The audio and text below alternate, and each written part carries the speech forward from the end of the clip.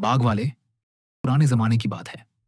Yemen के एक गांव में एक बूढ़ा आदमी रहता था जो बहुत नेक और दयालु था। उसके पास विभिन्न प्रकार के फलों का एक बाग था जिससे वह अपनी रोजी रोटी चलाता था, और उसका कुछ हिस्सा वह गरीबों और जरूरतमंदों में बांट देता था। एक दिन वह बीमार हो गया और उसकी बीमारी धीरे धीरे बढ़ती गई, यहां तक कि उसकी मृत्यु का समय करीब आ गया। उसने अपने बेटों को पास बुलाया और उन्हें वसीयत की कि हमेशा अच्छे काम करना, बुरे कामों से बचना और गरीबों व जरूरतमंदों की मदद करते रहना। फिर उसकी मृत्यु हो गई और उसका हरा भरा बाग बेटों को मिल गया। लेकिन अफसोस कि बेटों ने उसके मरने के बाद उसकी वसीयत पर अमल नहीं किया। वे सभी इकट्ठा हुए ताकि विरासत बांट सकें। सबसे बड़े बेटे ने कहा, हमारा बाप आधे फल गरीबों और फकीरों को बांटता था। वह एक सीधा साधा और बेवकूफ आदमी था।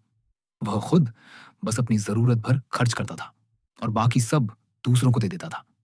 सबसे छोटे भाई ने कहा, हाँ, तुम सही कह रहे हो। हम इस बागत की वजह से बहुत अमीर हो सकते हैं, लेकिन शर्त यह है कि इसका सारा फल हम ही उपयोग करें और किसी और को ना दें।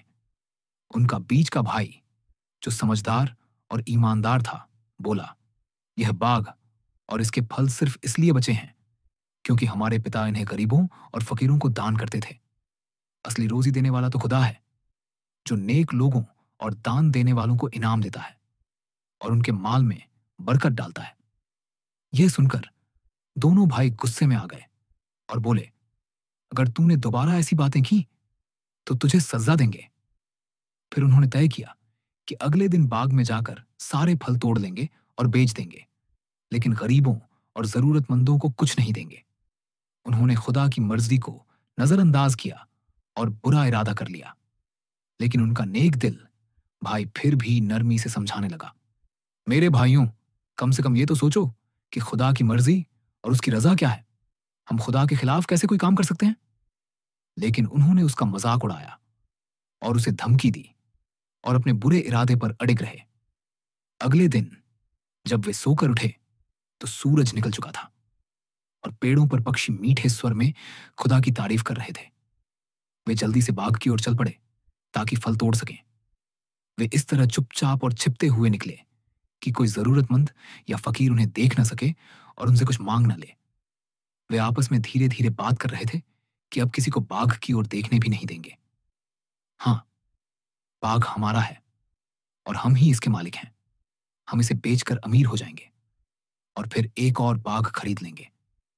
लेकिन उनका ईमानदार भाई बार बार उन्हें खुदा की ओर ध्यान दिला रहा था और कह रहा था, भाइयों, तुमने खुदा को क्यों भुला दिया? क्या तुम नहीं जानते कि जो खुदा के सामने घमंड करता है वह नुकसान उठाता है? हमारे पास जो भी नेमत है वह खुदा की दी हुई है और हर काम का बदला हमें मिलेगा। आज तुम खुदा के बंदों को उसकी दी हुई नेमत से वंचित कर रहे हो तो तुम्हें बहुत बुरी सजा मिलेगी, दुनिया और आखिरत दोनों में। लेकिन दोनों भाइयों ने उसकी बात को नजरअंदाज किया और बोले, क्या तुम भी चाहते हो कि बाप की तरह संतोष में जियो? देखो, इससे हमें कितना लाभ होगा और हम कितने धनवान बनेंगे। बातें करते करते वे बाग तक पहुंच गए, लेकिन वहां उन्हें कुछ और ही नजारा दिखा। पूरा बाग जलकर राख हो चुका था। न कोई पेड़ बचा था, न फल। जब उन्होंने ध्यान से देखा तो सिर पकड़कर रोने लगे। यह तो हमारा ही बाग है, कहने लगे। शायद हम रास्ता भटककर कहीं और आ गए हैं। इस तरह उनके बुरे विचार और गलत इरादे मिट्टी में मिल गए और खुदा ने उनके बाग में आग लगा दी। वे शर्मिंदा होकर कहने लगे, हमने अपने बाप और भाई की बात नहीं मानी और बड़ा गुनाह किया। हम दूसरों को इस बाग से वंचित करना चाहते थे, लेकिन खुदा ने हमें ही वंचित कर दिया। वे एक दूसरे को कोसने लगे और कहने लगे, हमने खुदा को भुला दिया और उसका उल्लंघन किया। अब हम अपने के पर शर्मिंदा हैं और खुदा से माफी चाहते हैं। हमें उम्मीद है कि खुदा हमें माफ कर देगा और इससे अच्छा बाग देगा। उन्होंने सच्चे दिल से तौबा की और फिर से खुदा की आज्ञा मानने लगे। तब उन्हें यह समझ में आया कि उनका बूढ़ा और नेक बाप कैसे खुदा की मर्जी हासिल करता था और खुदा भी उससे खुश था, जिसकी वजह से उनका बाग इतना हरा भरा था।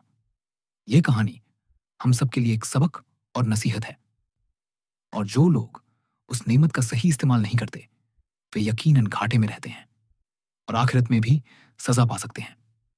इन दोनों भाइयों ने गुनाह किया था, लेकिन शायद उनके पिता के नेक कर्मों और दुआओं का असर था कि उन्होंने जल्दी ही तौबा कर ली और भलाई करने का पक्का इरादा कर लिया। खुदा ने भी उनकी तौबा कबूल की और बदले में उन्हें उससे भी अच्छा बाग अता किया। इसके बाद उन्होंने कोई लालच या कंजूसी नहीं की और गरीबों व जरूरतमंदों की हमेशा मदद करते रहे।